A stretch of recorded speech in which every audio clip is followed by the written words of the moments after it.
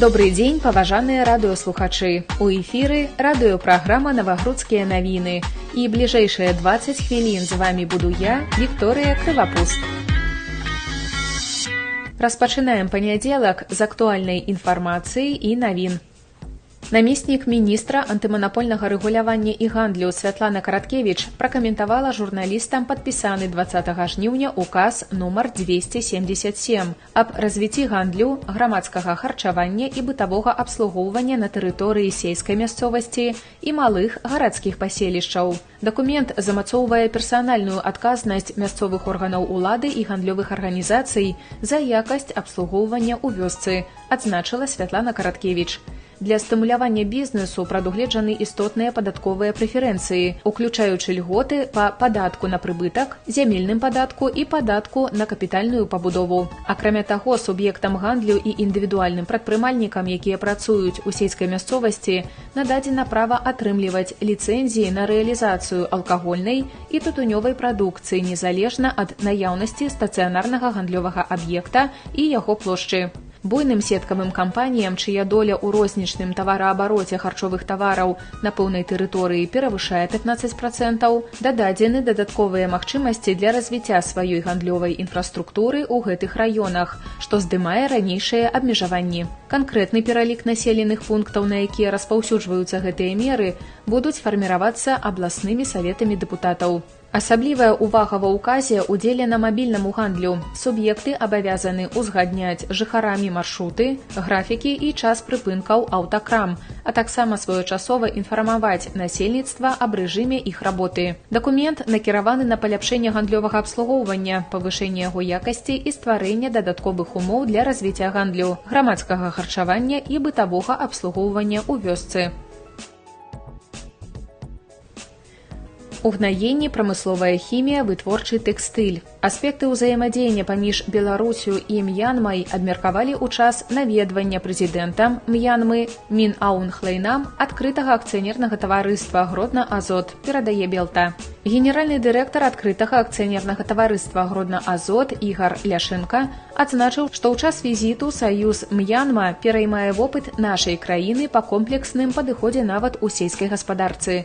Калегі разумеюць, каб мець канкурэнтаздольную сельскую гаспадарку, трэба мець, дапусцім, вытворчасць уласных угнаенняў. Гэты блок цікавіў гасцей. Таксама абмяркоўваліся пытанні гандлёва-эканамічнага супрацоўніцтва, уключаючы ўзаемныя пастаўкі прадукцыі.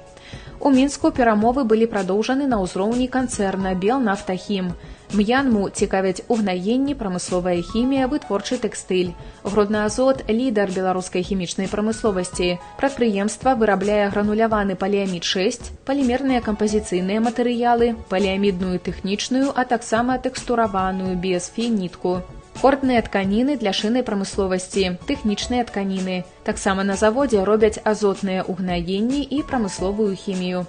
Нагадаем, што 20 жніўня ў Мінску адбыўся беларуска-м'янманскі бізнес-форум. Асноўная перагаворная праграма на ўзроўні кіраўнікоў дзяржаў прайшла 21 жніўня. Прэзідэнты абмеркавалі стан і перспектывы развіцця двухбаковага супрацоўніцтва, ключавыя напрамкі якога вызначаны ў дарожнай карце на 2026-2028 гады. Перш за ўсё размова ішла аб узаемадзеянні ў прамысловасці, сельскай гаспадарцы, фармацэўтыцы, навуцы і адукацыі. Кіраўнікі дзяржаў разгледзелі канкрэтныя задачы па больш хуткай практычнай рэалізацыі намечаных раней планаў, а таксама новыя ўзаемавыгадныя праекты. Завод «Белджи» аб'явіў старт продажаў электрамабіля «Джили EX5+». Гэта новы варыянт папулярнага электрамабіля «Джили EX5», які вылучаецца новай літа-жалеза-фасфатнай батарэяй ёмкасцю 68,39 кВт-гадзін. З яе дапамогай запас ходу вырастае на 550 км па цыкле NETS. Выдатак энергіі ў змяшчальным цыкле складае ў сярэднім 16,2 кВт-гадзін на 100 км. Красовер захаваў ранейшыя параметры. Маса вырасла да 1890 кг. У сярэдзіне працуе звыклы 218 моцны рухавік. Разгон да 100 км ў гадзіну за 7,6 секунды. У салоне над галавой панарамны дах з люкам, а спераду праекцыйны дысплей. Сядзенні кіроўцы і пасажыра справа валодаюць вентыляцыяй і функцыяй масажу. Замест звычайнай аўдыёсістэмы прэміяльная Flyme Sound. 16 дынамікамі, у тым ліку у падгалоўніку кіроўцы. Прадугледжана атмасфернае падсвятленне салона і люстэркаў у сонцаахоўных брылях. Дзверы багажніка адчыняюцца электрапрывадам. Фокус зроблены на разумных памагатых. Прысутнічаюць круіз-кантроль, сістэмы распазнання дарожных знакаў і інтэлектуальнага кіравання далёкім святлом фар. Акрамя класічных асістэнтаў, прадугледжаны сістэмы прадухілення паўторнай аварыі, папярэджання і прадухілення франтальнага сутыкнення, утрыманне ў паласе руху, кантролю сляпых зон, папярэджанні аб небяспецы пры адчыненні дзвярэй функцыяй экстраннага тармажэння. Кіроўцу таксама дапамагаюць асістэнт змены паласы і сістэма папярэджання наезду ззаду. Красовер Geely EX5 зараз з'яўляецца адным з самых папулярных электрамабіляў у Беларусі. Папулярныя тэмы тыдня замежжа. Па выніках сацапытання амаль 70% палякаў падтрымалі ідэю аб дэпартацыі непрацуючых украінцаў. У Азербайджане пацвердзілі выпадак захворвання чалавека на сібірскую язву. У Кітаі выявілі старажытныя наскальныя малюнкі ўзростам больш за 4000 гадоў. Жыхарка Аляскі адбілася ад мядзведзіцы вагой у 350 кг з дапамогай прыёмаў джиу-джитсу. У літоўскім горадзе Вэвіс эксгумавалі астанкі 81 савецкага воіна. Прах вызваліцеляў Еўропы, якія дзесяцігоддзямі знаходзіліся на цэнтральнай плошчы, выкапалі пад маркай дэсаветызацыі. Раней аналагічную працэдуру правялі ў Шаўлі. Афіцыяльная Вільня апраўдвае гэта законамі аб барацьбе з таталітарным мінулым, фактычна знішчаючы памяць аб подзвігу чырвонаармейцаў.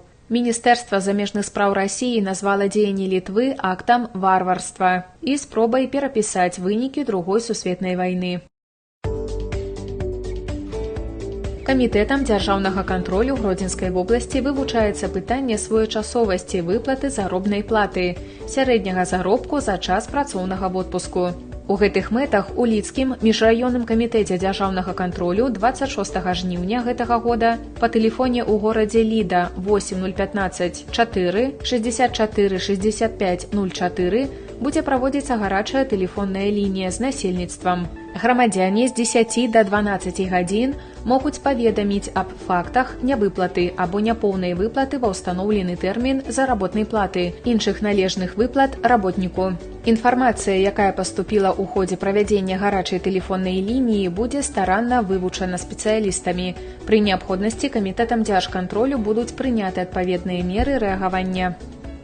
26 жніўня старшыня Навагрудскага раённага выканаўчага камітэта Чаркоўскі Сергей Сергеевич будзе праводзіць прыём грамадзян і юрыдычных асоб з 8 до 13 гадзін у райвыканкаме. Прыём ажыццяўляецца па папярэднім запісе. Запіс на прыём завяршаецца за адзін працоўны дзень да прыёму па тэлефоне 8 015 97 4 26 39.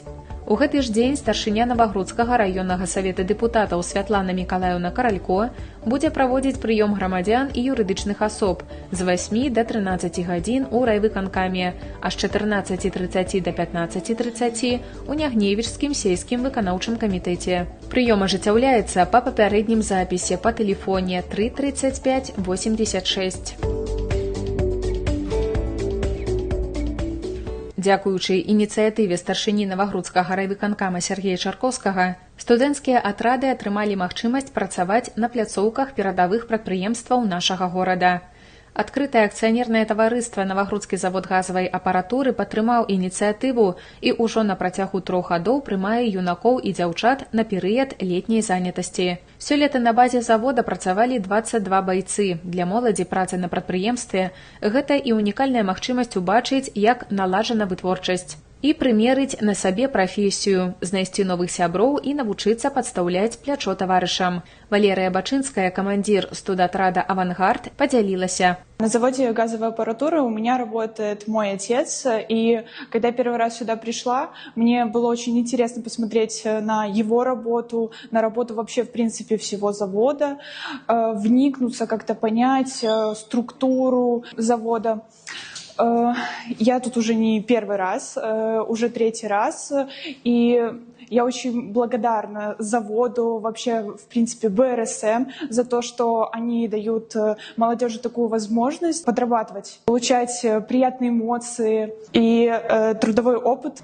В этом году я уже командир. Вчера мы ездили в Кошелево-Агро, помогали, вносили свой вклад, собирали камни в полях, чтобы в дальнейшем посадили урожай. Акрамя выканання вытворчых задач, праграма знаходжання на заводзе ўключыла сустрэчу без гальштукаў з кіраўніцтвам раёна і кіраўніцтвам прадпрыемства.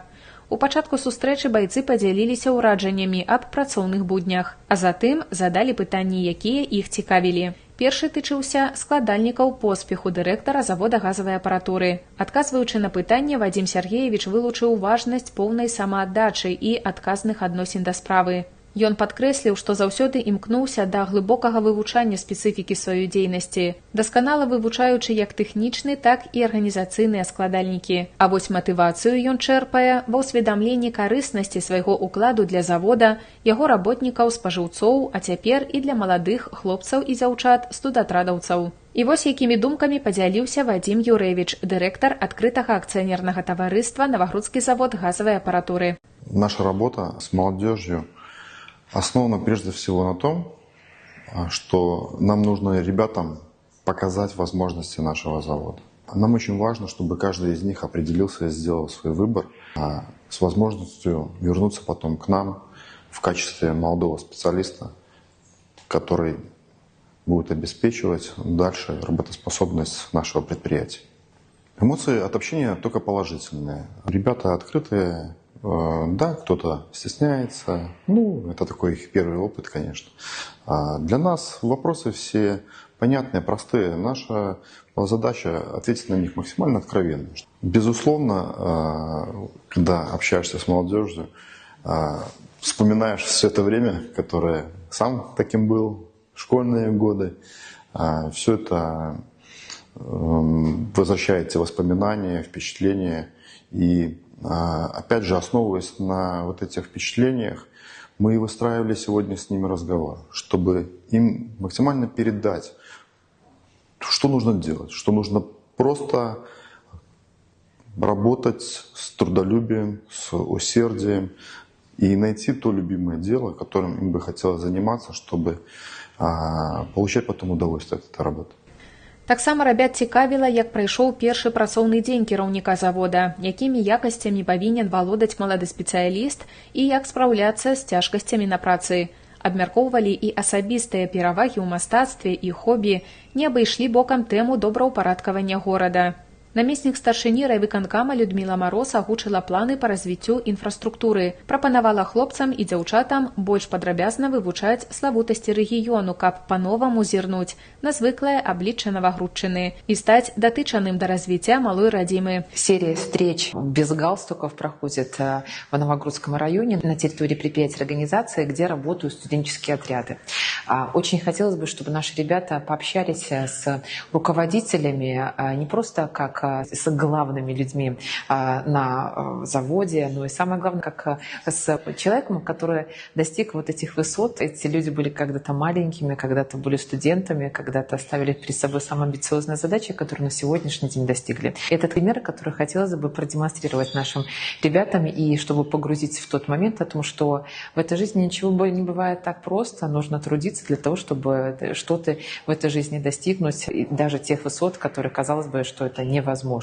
У рамках сустрэчы прайшла віктарына «Праўда ці міф». Удзельнікі са здзіўленнем даведаліся, што ў 1960-х гадах завод спецыялізаваўся на выпуску бытавых вырабаў, такіх як мясасечкі і бетонамяшалкі, і толькі пазней перайшоў на вытворчасць газавага абсталявання. Сіняўскі Матвей, баец студатрада, рассказал. В студряде завода газовой аппаратуры я работаю второй год. Мне тут очень нравится, достойная заработная плата, хорошие условия, работа очень разнообразная. Со многими ребятами я был знаком, сейчас я уже со многими подружился, у нас у всех хорошие отношения. Кроме работы для нас обеспечены разные культурные мероприятия, спортивные мероприятия, для нас организовывают всякие разные спортивные игры. В прошлом году мы ездили на поезд памяти в город Гродно, а в этом году мы тоже куда-то поедем, но пока руководство держит это в секрете.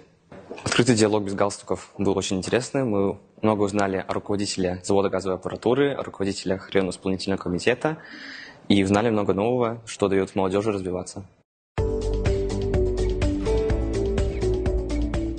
Рубрика «Азбука безопасности». Сводка текущего года показывает, что, несмотря на регулярные предупреждения, граждане пренебрегают простыми правилами безопасности, полагая, что контролируемый пал – это эффективный способ наведения порядка на придомовом участке, саду или в поле после уборки урожая. Но горящая сухая растительность, особенно при порывистом ветре, за считанные минуты превращается в неконтролируемую стихию, способную перекинуться на жилые дома, хозяйственные постройки и лесные массивы. Напоминаем, незаконное выжигание сухой травы, а также стерни и пожнивших остатков на полях, либо непринятие мер по ликвидации таких палов влечет административную ответственность в виде штрафа в размере от 10 до 30 базовых величин.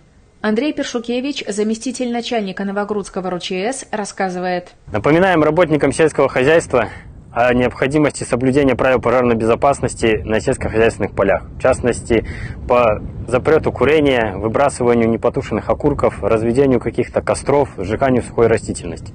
Особую тревогу вызывают пожары, возникшие из-за детской шалости. Стога сена, соломенные тюки и скирды – излюбленные места для игр детворы. В условиях сухой погоды и ветра даже маленькая искра превращается в стихийное бедствие. Яркий тому пример – случившийся пожар 15 августа в Сморгонском районе. Один из последних случаев произошел около деревни Шеметово Сморгонского района. 15 августа на линию 112 поступило сообщение о пожаре скирды соломы. Когда подразделения МЧС прибыли к месту чрезвычайного происшествия, огнем было охвачено 3 скирды соломы в рулонах. Очевидцы рассказали, что незадолго до возгорания видели несколько ребят. Выяснилось, что 8-летний мальчик нашел на улице спички и вместе с друзьями отправился в поле. Ребенок решил поджечь солому. Пламя вспыхнуло в считанные минуты. Школьник попытался самостоятельно справиться с возгоранием, но потушить огонь собственными силами не получилось. Испугавшись, он убежал. Спасатели несколько часов тушили пожар, однако спасти солому не удалось. Огонь уничтожил 450 тонн соломы в рулонах. Никто не пострадал, причинен материальный ущерб.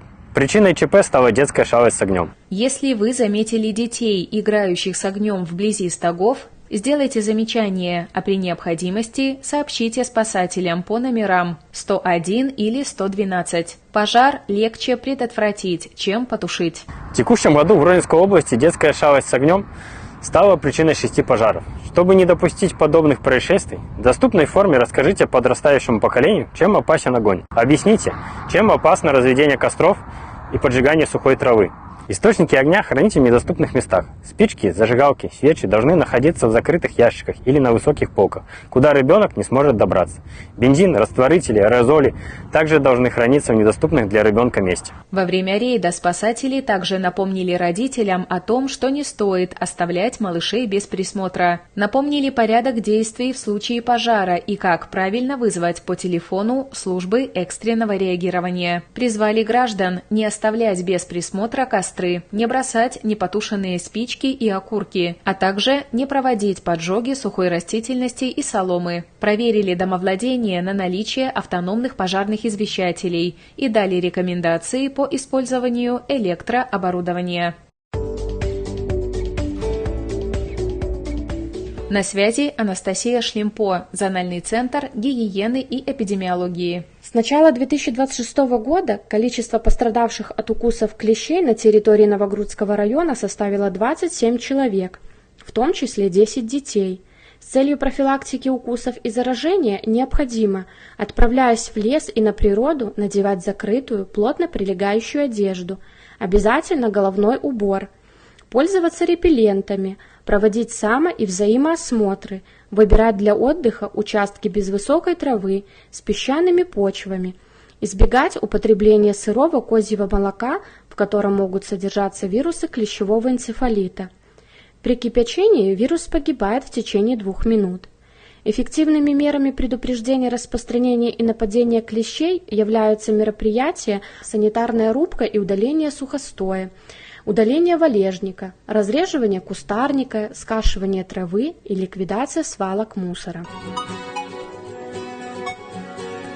І гэта ўсе навіны на сёння. Сустрэнемся з вамі ў сераду.